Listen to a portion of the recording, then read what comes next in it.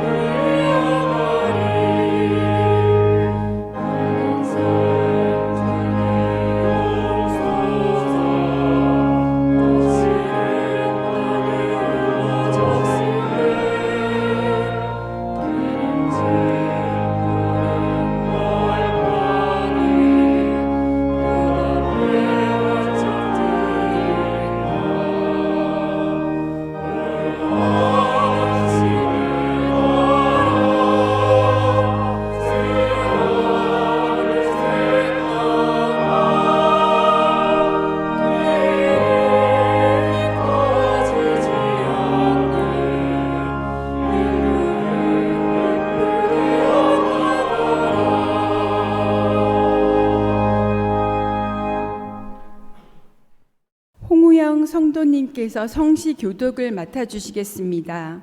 교독문 101번입니다. 여호와는 나의 힘이요 노래시며 나의 구원이시로다.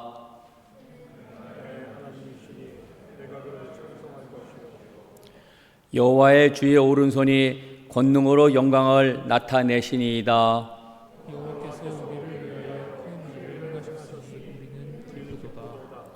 흑암에 행하던 백성이 큰 빛을 보고 주께서 이 나라를 창성하게 하시며 나의 기업이 복이 있을지어다 하실 것임이라. 아멘. 송형규 성도님께서 대표 기도해 주시겠습니다. 사랑과 은혜가 풍성하신 하나님 아버지, 죄와 허물로 인하여 영원히 죽을 수밖에 없는 저희들을 사랑하시고 긍휼히 여기셔서 독생자 예수 그리스도를 십자가의 제물로 삼으시고 부족하고 허물 많은 우리들을 구속하여 주신 하나님 아버지, 그 크신 은혜와 사랑에 감사와 찬양과 영광을 올려드립니다. 오늘도 우리들에게 거룩한 성일을 허락하셔서 주님이 성전에 나와 예배 드릴 수 있게 해주심에 감사드립니다. 이 시간 신령과 진정으로 예배드릴 수 있게 하여 주시고 마음 문을 열고 하늘나라의 신령한 음성을 듣는 귀한 시간이 되도록 인도하여 주시옵소서. 사랑의 하나님 아버지, 우리 애지연 교회를 오늘까지 인도하시고 사랑하여 주심에 감사드립니다. 저희 교회를 통하여 죽어가는 영혼들이 구원받을 수 있도록 저희에게 전도의 능력과 지혜를 허락하여 주시옵소서. 좌절과 낙심에 빠져있는 심령들에게 새로운 희망과 비전을 제시해주는 놀라우신 은혜를 허락하여 주셔서 그들이 주님의 사랑을 체험하고 회개하여 주님의 자녀가 다 되도록 역사하여 주시옵소서.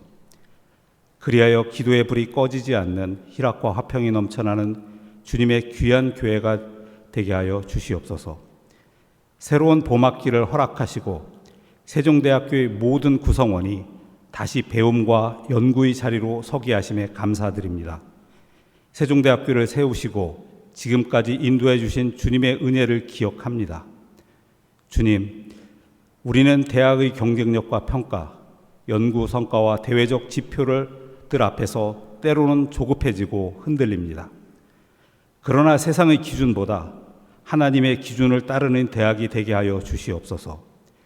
지식만을 쌓는 곳이 아니라 지혜를 구하는 공동체, 성공만을 추구하는 곳이 아니라 진리를 사랑하는 대학이 되게 하여 주시옵소서. 우리의 부족함을 주님께 맡깁니다. 우리가 책임지려 애쓰는 모든 짐을 내려놓으려 합니다. 주님께서 세종대학교를 책임져 주시옵소서. 특별히 대양재단을 위해 기도드립니다. 대양재단이 하나님 앞에서 바른 청지기의 사명을 감당하게 하시고 이사회와 모든 관계자들에게 공의와 분별의 지혜를 허락하여 주시옵소서. 재정과 운영, 중요한 결정들 속에서 사람의 뜻이 아니라 하나님의 뜻이 먼저 세워지게 하여 주시옵소서. 대양재단이 사랑과 지혜로 세상을 밝혀나가는 빛과 소금의 역할을 감당하게 하여 주시옵소서. 오늘도 말씀을 전하실 목사님을 사랑하시고 능력을 주셔서 설교 가운데 하나님의 놀라운 역사가 일어나게 하시옵소서. 저희의 연약함을 만지게 하시고 저희의 교만함이 낮아지게 하시고 저희의 부족함이 채워지는 역사가 일어날 수 있는 시간이 되게 하여 주시옵소서. 거룩하신 하나님의 첫사랑을 다시 찾는 귀한 시간이 되도록 저희에게 성령의 은사가 충만하도록 역사하여 주시옵소서. 이 예배를 돕는 손길들을 기억하시고 축복하여 주시오며 하늘연 성가대의 찬양을 기쁘게 받아 주시옵소서. 이 시간도 하나님 홀로 영광 받으시기를 바라오며 예수 그리스도의 이름으로 기도드립니다. 아멘.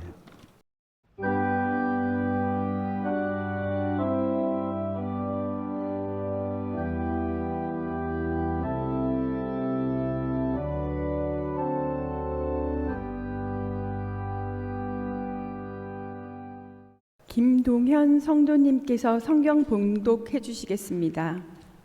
오늘 우리에게 주시는 하나님의 말씀은 마가복음 5장 1절부터 13절까지의 말씀입니다. 봉독해 드리겠습니다. 예수께서 바다 건너편 거라사인의 지방에 이르러 배에서 나오심에 곧 더러운 귀신 들린 사람이 무덤 사이에서 나와 예수를 만나니라. 그 사람은 무덤 사이에 거처하는데 이제는 아무도 그를 쇠사슬로 맬 수 없게 되었으니 이는 여러 번 고량과 쇠사슬에 매었어도 쇠사슬을 끊고 고량을 깨뜨렸음이로라. 그리하여 아무도 그를 제어할 힘이 없는지라. 밤낮 무덤 사이에서나 산에서나 늘 소리 지르며 돌로 자기의 몸을 해치고 있었더라. 그가 멀리서 예수를 보고 달려와 말하며 큰 소리로 부르짖어 이르되 지극히 높으신 하나님의 아들 예수여, 나와 당신이 무슨 상관이 있나이까? 원하건대 하나님 앞에 맹세하고 나를 괴롭히지 마옵소서 하니, 이는 예수께서 이미 그에게 이르시기를 더러운 귀신아 그 사람에게서 나오라 하셨습니다. 이에 물으시되 내 이름이 무엇이냐? 이르되 내 이름은 군대니 우리가 많음이니이다 하고 자기를 그 지방에서 내보내지 마시기를 간구하더니 마침 거기 돼지의 큰 떼가 산 곁에서 먹고 있는지라. 이에 간구하여 이르되 우리를 돼지에게로 보내어 들어가게 하소서 하니 허락하신대 더러운 귀신들이 나와서 돼지에게로 들어가매 거기 거의 2,000마리 되는 떼가 바다를 향하여 비탈로 내리더라 바다에서 몰사하거늘. 이는 하나님의 말씀입니다. 하늘연 성가대의 찬양이 있겠습니다.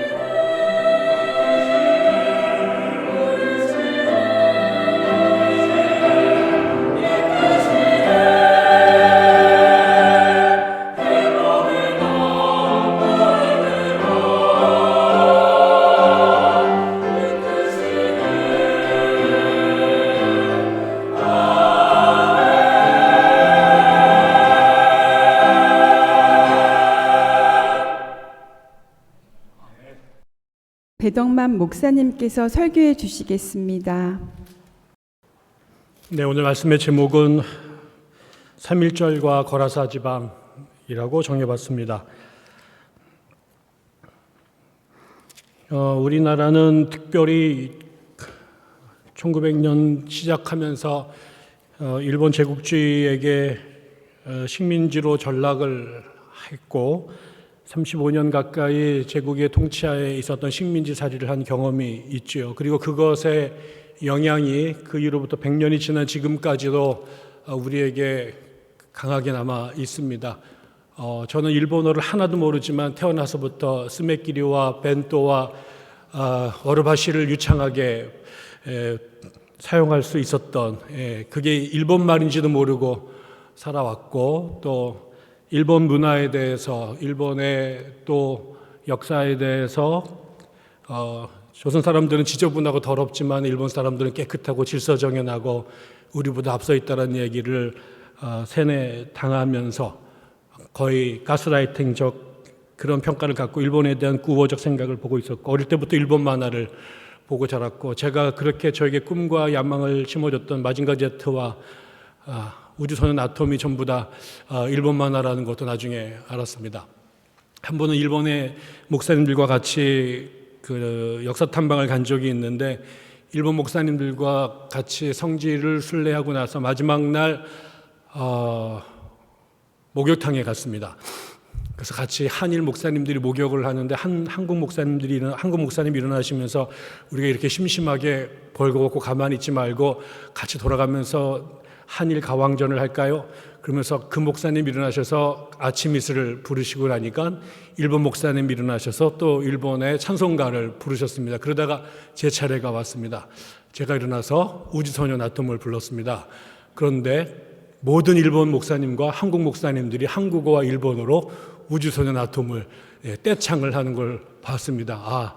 한국과 일본의 역사적 화해는 여기부터 시작이 되는구나, 그런 생각을 했고, 저는 아톰이 일본 만화고 내가 불렀던 그 노래가 일본 사람이 지은 노래라는 것도 그때 처음 알았습니다.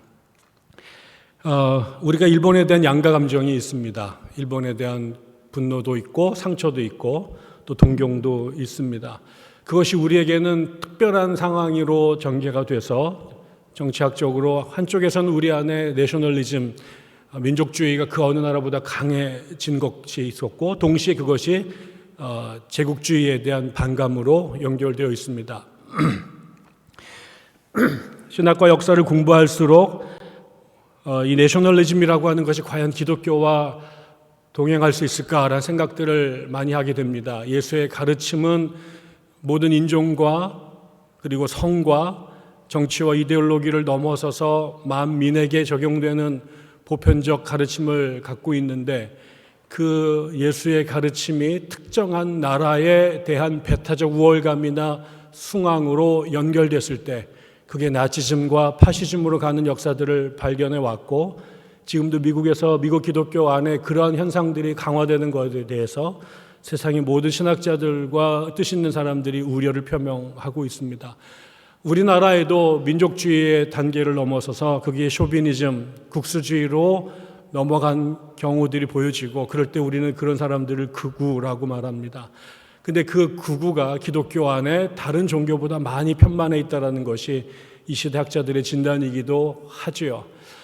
그러나 우리가 어차피 특정한 언어와 문화와 역사를 경험한 민족으로 구성돼서 살고 있다면 그 민족의 가치를 제대로 이해하고 그 민족의 소중함을 드러내는 그런 의미에서의 내셔널리즘은 우리가 벗어나기가 어려울 것 같습니다.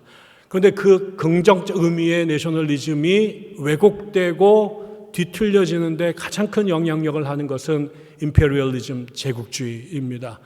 만약에 제국주의가 강한 나라가 힘에 의해서, 그것이 특별히 군사력, 그다음에 경제력에 의해서 힘 없는 작은 민족을 압살하고 억압하는 것으로 정의될 수 있다면, 그래서 우리가 지난 36년간 1910년부터 45년까지 경험했던 일본의 경험을 우리가 일본 제국주의라고 부정적으로 평가한다면, 우리 안에 그 제국주의의 잔재를 넘어서려고 하는 노력, 그것이 가장 극렬하게 표현됐던 것이 1919년 3월 1일의 사건이었고, 그것이 우리에게 너무나 소중한 것이기 때문에 107년이 지난 오늘도 그 날을 다시 기념한다고 한다면, 우리는 끊임없이 이 땅에 존재했던 제국주의와 그리고 지금도 이 세상에 편만해 있던 제국주의의 영들 앞에서 우리는 경계해야 될 것이고, 특별히 성경은 그거에 대해서 어떻게 우리에게 경고하고 있는가를 주목해야 될 거라고 생각합니다. 한반도에서 제국의 식민지로 살았던 그 경험을 한 나라에서 특별히 그리스도인으로 하나님의 나라를 꿈꾸고 있다면, 3.1절로 표현되는 반제국주의, 제국주의에 대한 저항과 그 다음에 우리가 거라사에서 벌어졌던 로마 제국을 향해서 하나님께서 예수님께서 행하셨던 그 행동 사이에 우리는 연결점을 찾아야 될 것이고, 적어도 우리는 21세기의 제국주의의 추종자가 아니라 제국주의에 저항하는 사람으로 살아가고자 할 때, 특별히 우리의 신앙이 그런 우리의 결단과 행동에 어떤 의미가 있는지를 주목해야 된다고 생각합니다. 그렇지 않다면 세종대학교에서 매년 3월 1일을 기념하여 예배를 드리는 것은 또 다른 쇼비니즘으로 가는 길이 될 수도 있고 크리스천 내셔널리즘으로 가는 위험이 따를 수도 있을 것이고, 이미 세계에서 또 하나의 굴뚝한 나라로 성장하고 있는 우리나라가 다른 약소 민족에게, 또 다른 약자들에게 또 다른 버전의 제국이 될 수도 모르기 때문에 저희들이 밖에 있는 제국에 대한 경계와 또 우리 안에 자라고 있는 제국의 씨앗에 대하여 성경으로 고민하고 성찰하고 또 결단해야 될 거라고 생각합니다. 그런 의미에서 오늘 우리가 읽었던 잘 아는 거라사의 이야기를 먼저 시작해 보고 싶습니다. 우리가 거라사라고 하는 이 동네는 제가 게으르고 불친절해서 지도 한 장 들고 오지 못했는데 성경을 다 꿰뚫고 계실 거라고 믿고 이스라엘 지도가 머릿속에 다 있을 거라고 생각을 한다면, 여러분이 거라사는 이 북이스라엘에 있는 갈릴리 호수의 동남쪽에, 갈릴리 호수로부터 동남쪽 50km 지점에 떨어져 있는 도시입니다. 그래서 갈릴리로부터 걸어서 하루를 가야 되는 곳에 거라사라고 하는 동네가 있는데, 이 거라사라고 하는 동네를 보다 큰 행정구역으로 데카폴리스라고 말합니다. 데카라고 하는 건 10개고 그 다음에 폴리스는 도시라고 하는 딴자면, 거기에 10개의 자치 도시가 연합되어 있는 지역을 성경에서는 데카폴리스, 데가볼리라고 불렀고, 그 중에 하나가 거라사라는 동네였습니다. 이 동네는 특별한 역사가 있습니다. 예루살렘 동편에 있어서 거기에는 이스라엘이 출애굽을 하고 가나안을 정복한 다음에 12개 부족에게 땅을 나누어 줬는데, 그 거라사가 있었던 지역은 갓 지파가 차지하고 있었던 땅이었습니다. 그런데 이 지역이 이스라엘에게, 하나님께서 이스라엘에게 주신 땅이었지만 우리가 잘 아는 것처럼 BC 722년에 아시리아가 북이스라엘을 점령하면서 아시리아의 식민지가 됩니다. 그때 아시리아는 이주 정책과 혼합 정책을 해서 그 갓지파에 속했던 많은 이스라엘 사람들이 타지로 끌려가고, 혹은 그 지역에는 아시리아 사람들이 이주해서 유대인들과 결혼을 해서 같이 살던 동네입니다. 그러다가 얼마 지나지 않아서 그 지역은 알렉산더의 통치하에 들어갔고, 알렉산더의 후예들이 세웠던 셀루키스 왕조가 지배하던 곳이었습니다. 그래서 거기에는 다시 그리스 문화가 들어왔고, 거기에는 이교도 성전이 세워졌고, 헬라말을 쓰고, 그다음에 이교 신을 섬기는 지역으로 이제 뒤바뀌기 시작을 합니다. 그리고 난 다음에 그 셀루키스 왕조에게 독립을 선언했던 유대인들의 하스몬 왕조가 그 거라사 지역을 다시 쟁취했지만 100년이 지나지 않아서 로마의 3두 정치를 맡았던 사람 중에 한 명이었던 폼페이오스가 BC 63년에 이 지역을 다시 점령을 하게 되고, 거기에 로마 10군단이 진주를 하게 돼서 예수시대에 이르게 됩니다. 그래서 이 지역은 처음에 하나님께서 갓 지파에게 주셨던 땅이었지만, 아시리아라고 하는 인류 최대의 제국이, 그 다음에 셀루키스 왕조라고 하는 마케도니아의 제국이, 그 다음에는 로마라고 하는 제국이 차례로 지배를 하면서 아시리아의 문화, 헬라의 문화, 그리고 로마의 문화가 정착을 한 혼종 컬처가 됩니다. 뒤져보니까 예수님 당시에 그 지역에도 유대인들이 살았답니다. 그러나 유대인들은 찢기고 쫓겨나고 뒤집어져서 소수의 마이너리티로 존재해왔고, 유대인이지만 자기 주변에는 아시리아의 문화, 그리스의 문화, 로마의 문화에 뒤쌓여서 그렇게 혼합돼서 존재했었다라는 거죠. 특별히 그래서 그 지역은 그리스어를 쓰는 지역이 됐고, 그다음에 로마의 군대가 존재하고 있었죠. 군단, 이런 6천 명 이상이 주둔했던 거대한 군사기지였습니다. 그래서 이 거라사는 우리로 따지면 청나라 시대에는 청나라 군대가, 일제시대 때는 일본 조선 군대가, 그리고는 미군이 차례로 주둔했던 용산과 같은 지역이라고 할 수 있습니다. 그런데 예수님 당시의 거라사는 어땠을까요? 우리가 오늘 본문에 의하면 예수님께서 갈릴리 바다 반대편에서 사람들에게 가르치시다가 갑자기 제자들을 추동해서 배를 태운 다음에 갈릴리를 건너갑니다. 그리고 건너가자마자 귀신에 씌운 사람이 예수 앞으로 다가오죠. 성경에 거라사라고 하는 동네가 존재하지만 기독교인들에게 거라사가 우리 인식되는 가장 결정적인 것은 거기에 거라사 광인이라고 하는 거라사에서 귀신 들린 사람을 예수가 고쳐주는 사건이 있었기 때문에 그렇죠. 그런데 그 흥미로운 거는 그 거라사에 귀신 들린 사람이 예수 앞에 나와서 예수께서 그에게 너의 이름이 뭐냐라고 물었더니 군대라고 말합니다. 이 군대라는 말이 헬라 말로 레기온인데 이게 군단이란 뜻이죠. 그리고 나서 예수님께서 거기에서 나와라 그랬더니 제발 저로 하여금 이 동네에서 떠나지 않게 해주십시오 라고 간청을 했는데 예수께서 귀신에게 나오라 라고 말합니다. 그리고 난 다음에 마침 옆에 보니까 돼지 농장인가요? 목장인가요가 있었고 이 귀신 들린 사람 안에 있었던 귀신들이 나와서 그 돼지떼에게 들어가고 예수께서 그 돼지떼들에게 그 귀신들이 들어가자 2,000마리가 넘는 돼지들이 갈릴리 호수로 쓰러져 들어가서 몰살을 당했다라는 얘기가 나옵니다. 그런데 흥미롭습니다. 그 지역은 말씀드린 것처럼 로마 10군단이 주둔하던 곳입니다.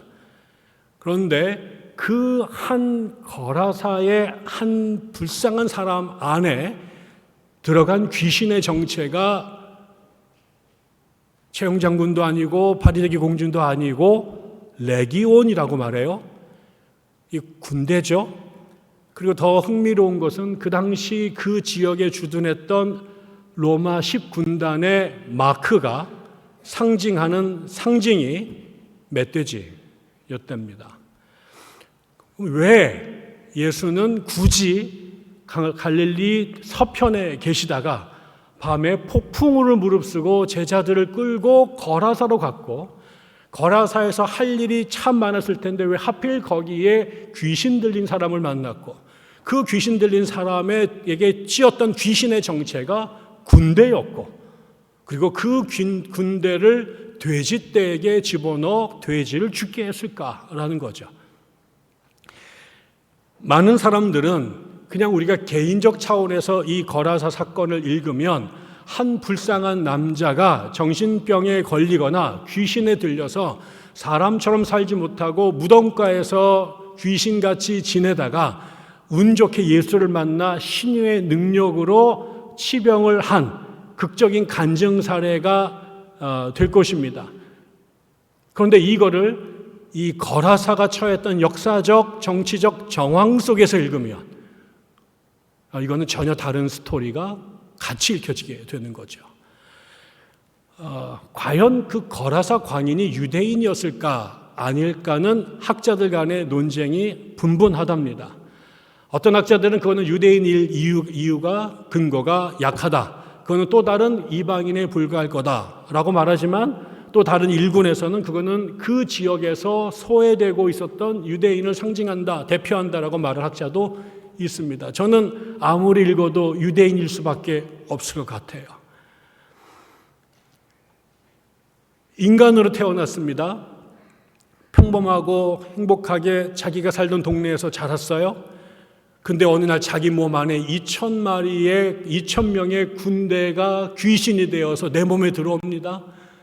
내가 아무리 용쓰는 재주가 있어도 그리고 용한 무당을 찾아 구판을 벌려도 도무지 감당할 수 없는 막강한 그래서 그 귀신이 이끄는 대로 무덤가를 뛰어다니고 사람들이 그 사람을 쇠사슬로 묶어도 얼마든지 끊어내고 그렇지만 사람이 사람으로 살아야 되는데 귀신에게 장악돼서 자기의 의지와 상관없이 살아가고, 사람이 사람들과 마을에서 문명을 이루며 살아야 되는데 시체들 더미가 있는 무덤가에서 귀신처럼 살아가는 존재, 인간으로서의 기본적인 인권과 주권을 상실한 채 귀신에게 휘둘리면서 사람이 사람답지 살지 못하게 된 이미 귀신이나 시체가 되어버린 그 존재, 그러나 누구도 그를 감당할 수 없어서 그냥 사는 것을 그냥 내버려두고 방치할 수밖에 없는 존재, 그것이 지난 500년, 700년 동안 그 거라사에 거주했던 유대 약소민족으로서 유대인들의 역사적 실존이 아니었을까요?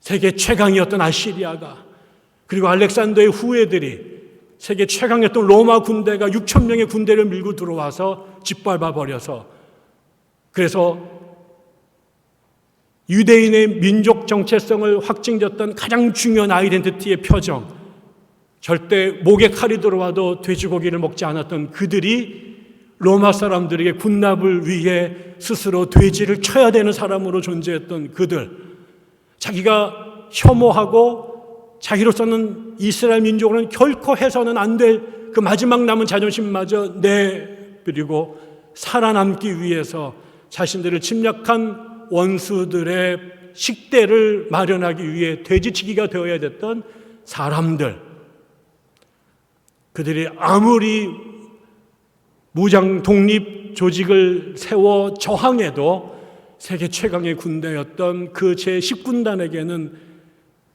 도무지 상대가 되지 않았던 힘없는 사람들. 그런데 그 사람을 예수가 찾아와서 그 안에 있던 군대를 끄집어내 그들의 민족적 자존심을 짓밟았던 돼지떼에게 집어넣고 그들을 갈릴리 호숫가에 매장시켜 심판하셨던 예수의 이 모습이 무엇을 상징했을까?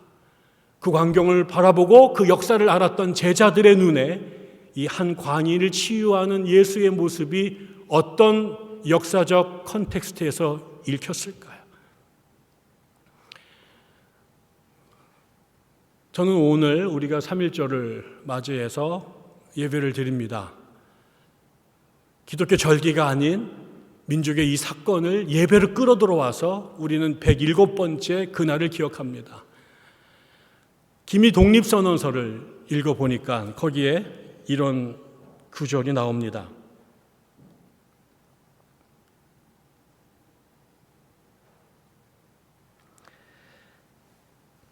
낡은 시대의 유물인 침략주의와 강권주의의 희생이 되어 역사가 생긴 이래 처음으로 다른 민족에게 억눌리는 고통을 겪은 지 이제 10년이 지났으니 우리의 생존권을 빼앗긴 것이 그 얼마이며 정신적 발전에 장애를 입은 것이 그 얼마이며 민족의 존엄성이 상처 입은 것이 그 얼마이며 새로운 사상과 패기로 세계 문화의 큰 물결에 이바지할 기회를 놓친 것이 그 얼마인가.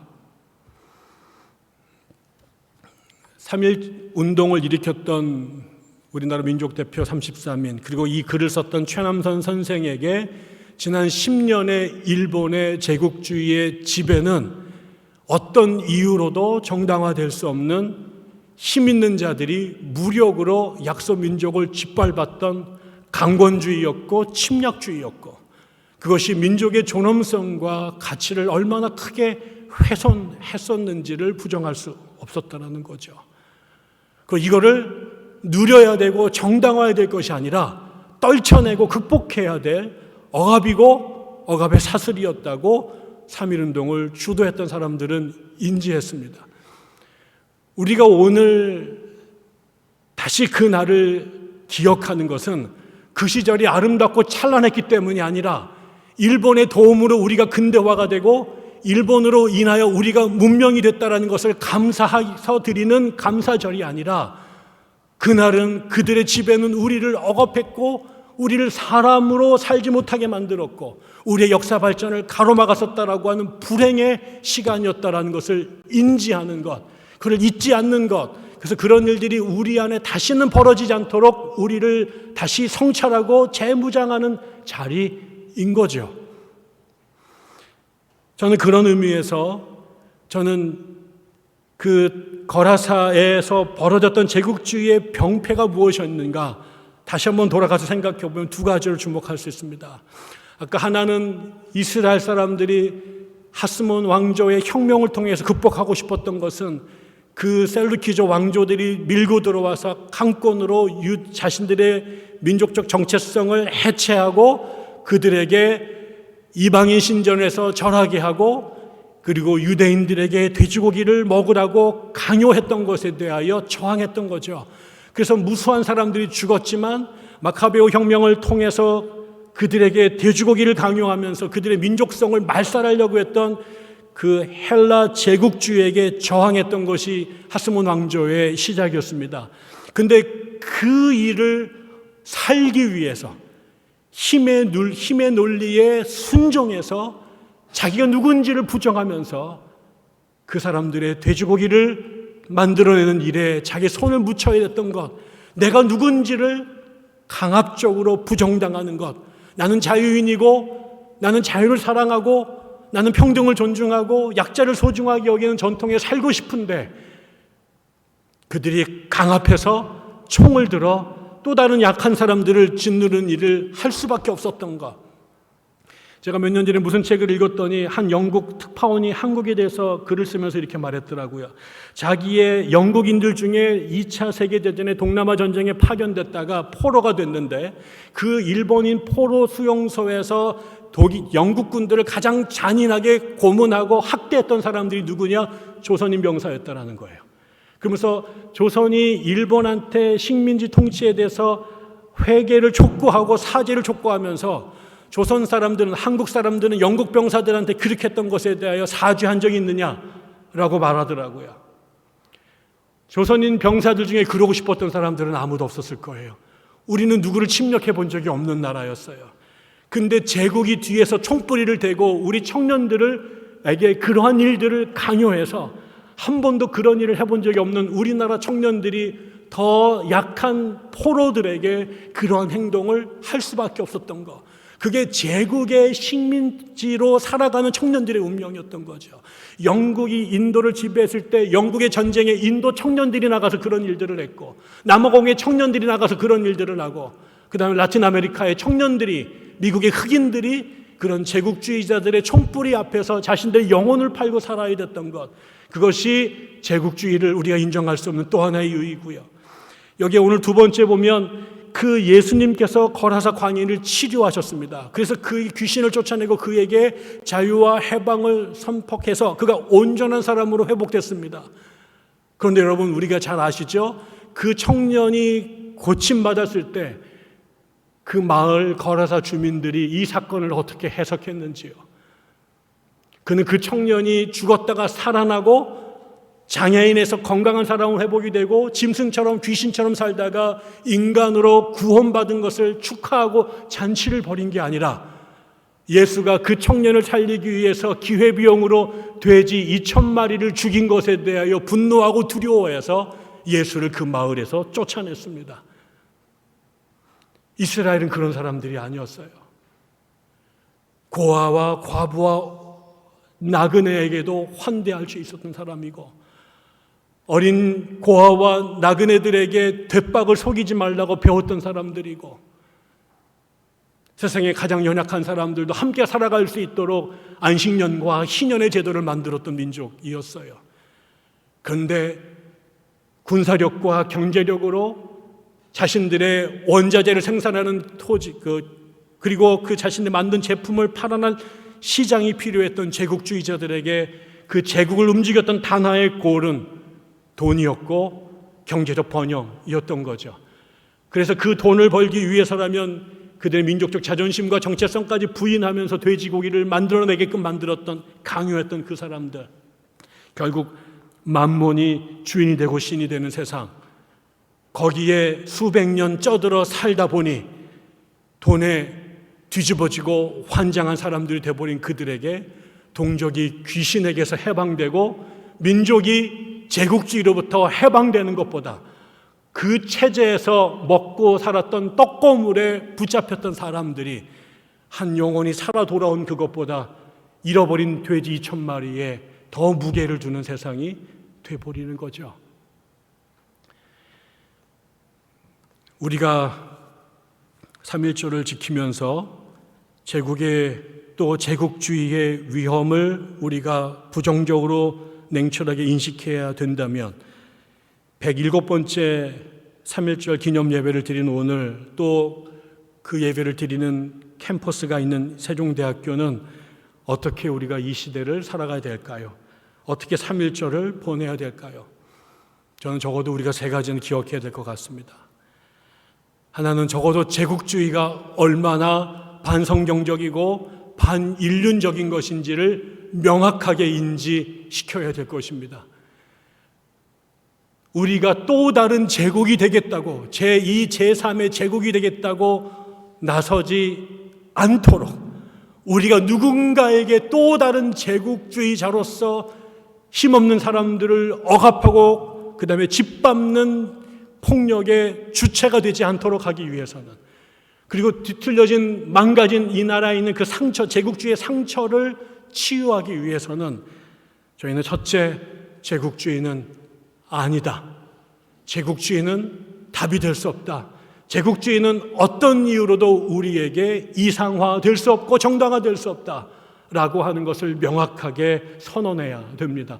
그러기 위해서는 우리는 우리 아이들에게, 이 대학에 있는 젊은이들에게 한국의 근대사를 정직하고 과학적으로 그리고 냉철하게 가르쳐야 됩니다. 일제를 어떤 식으로도 정당화하고 찬양하는 사람들의 목소리가 더 이상 우리나라의 학계와 정계와 교계를 지배하지 않도록 적어도 제국주의는 답이 아니다라고 선언해야 됩니다. 두 번째로는 다시 말씀드리지만 우리가 제국주의자가 되지 않도록 하기 위해서, 우리가 당했던 그 아픔을 또 다른 약자들에게 대물림하지 않기 위해서 우리 자신을 하나님의 말씀과 역사의 거울에 비추어 반성하고 성찰하고 점검해야 될 것입니다. 제일 무서운 게 욕하면서 배우고 맞으면서 배우는 거죠. 못된 아비 밑에서 자란 아들이 커서 그 아비의 부정적 측면을 그대로 대물림해 가는 모습. 가끔 우리 어머니가 저를 보고 요즘에 너를 보고 있으면 죽은 네 애비가 살아 돌아온 것 같다, 이런 얘기 하실 때가 있는데, 그게 부디 좋은 점이기를 원하지만 그런 건 아닌 것 같아요. 아버지에게 가졌던 좋은 DNA는 발전시키고 보존해야 되지만 가게에 흐르는 저주는 끊어야 됩니다. 그런 의미에서 우리는 끊임없이 내 안에 있는 친일, 내 안에 있는 제국주의를 찾아 도려내는 일들을 해야 될 것이다. 세 번째, 그것의 반대편에, 제국주의의 반대편에 하나님의 나라가 있다는 것을 선포해야 되는 것이죠. 성경은 한 번도 제국을 찬양한 적이 없습니다. 성경은 하나님이 근본 본체이시나 동등됨을 취할 것으로 여기지 않고 자기를 비워 종의 형체로 이 땅에 내려와 십자가에 달려 죽은 신을 믿는 것이 기독교인입니다. 성경은 사자가 지배하는 세상을 정당화하고 이상화하지 않고 그 사자가 어린 양의 친구가 되기 위해 스스로 풀을 뜯어먹는 세상을 꿈꾸는 종교입니다. 성경은 옆에 있는 약자에게, 소자에게 물 한 대접 한 것이 바로 하나님에게 한 것이라고 가리키는 종교인 것이죠. 성경은 한 마리의 잃어버린 양을 찾기 위해서 99마리를 포기하는 종교입니다. 우리가 꿈꾸는 나라, 예수가 이 땅에 세우고 싶었던 나라, 이스라엘이 꿈꿨던 하나님의 세상은 제국이 아니라 제국이 무릎을 꿇어 약자들의 발을 씻어주는 그 세상을 꿈꿨던 것, 그것을 성경은 킹덤 오브 갓, 하나님의 나라라고 말합니다. 교회는, 기독교는 제국을 지향하는 정치 집단이 아니라 그 제국에 맞선 하나님의 꿈, 하나님의 나라를 꿈꾸고 그 나라를 전하고 선포하는 곳입니다. 부디 107번째 우리의 3.1절 예배가 우리 안에서 제국을 반성하고 제국주의의 그늘을 제거하고 그 자리에 하나님의 나라의 씨앗을 심는 또한 107번째의 영적 모내기가 되기를 주의 이름으로 축원합니다. 감사합니다. 기도하겠습니다. 하나님 아버지, 놀라운 것은 기미 독립선언을 썼던 최남선 선생과 33분의 민족 지도자들이 자신들의 이 3.1절이 단지 일본에 대한 분노를 표출하는 것에 끝나지 않고 일본 사람들이 자신들에게 주어진 그 막대한 힘과 영향력을 동양의 평화를 위해서 잘 사용하도록 설득하고 일본의 발흥 속에서 또 다른 식민지로 전락할까 두려워하고 그 두려움이 분노로 폭력으로 표출될까 두려웠던 중국 사람들을 위로하는 문구를 담았습니다.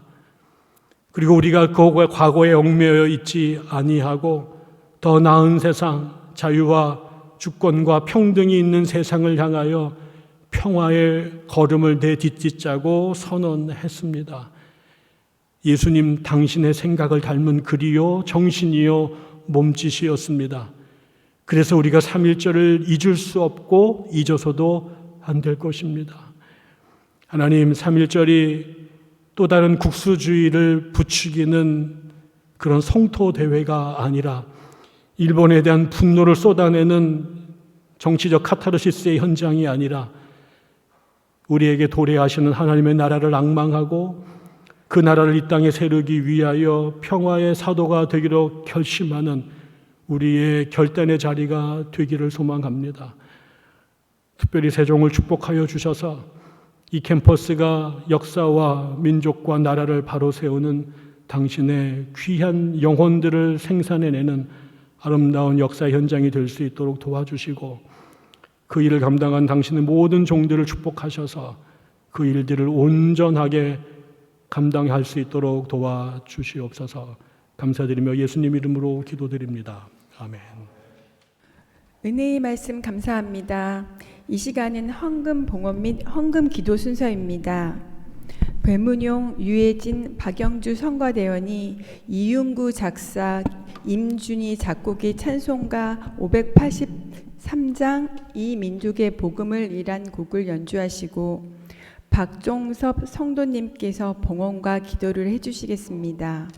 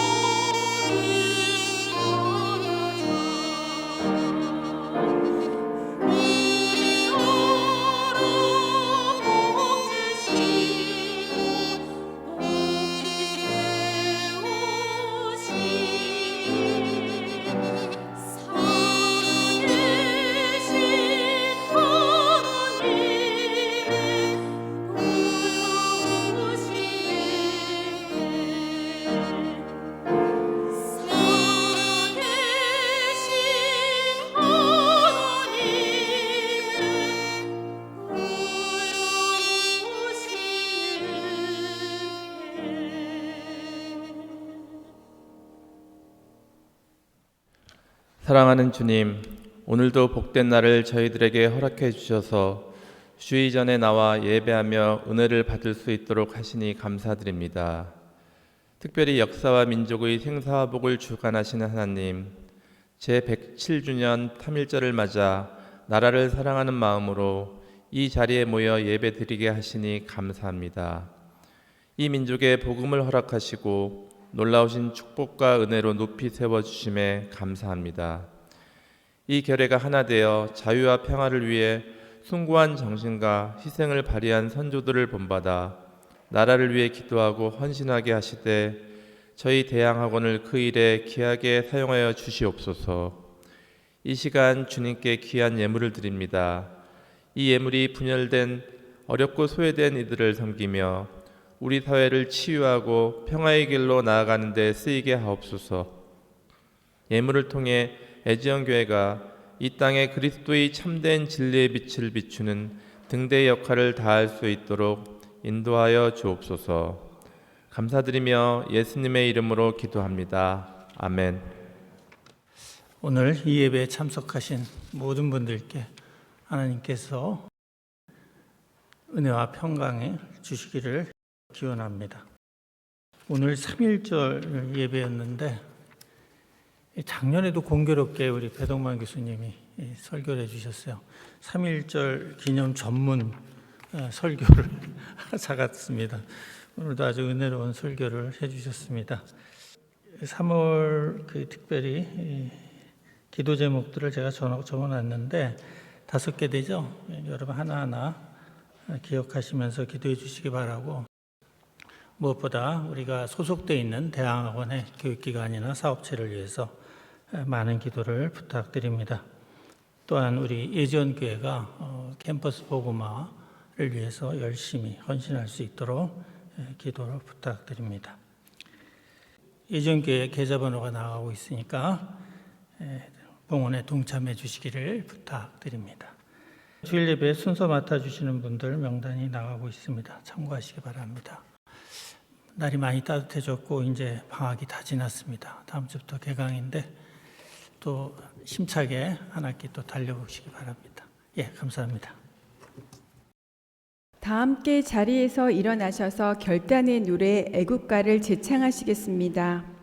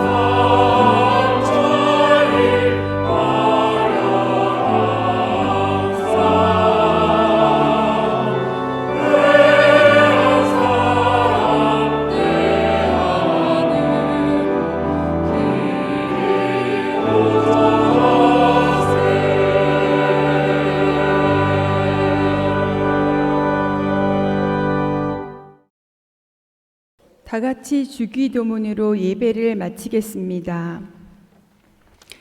하늘에 계신 우리 아버지, 아버지 이름을 거룩하게 하시며 아버지 나라가 오게 하시며 아버지 뜻이 하늘에서와 같이 이 땅에서도 이루어지게 하소서. 오늘 우리에게 일용할 양식을 주시고 우리가 우리에게 잘못한 사람을 용서하여 준 것 같이 우리의 죄를 용서하여 주시고 우리를 시험에 빠지지 않게 하시고 악에서 구하소서. 나라와 권능과 영광이 영원히 아버지 것입니다. 아멘.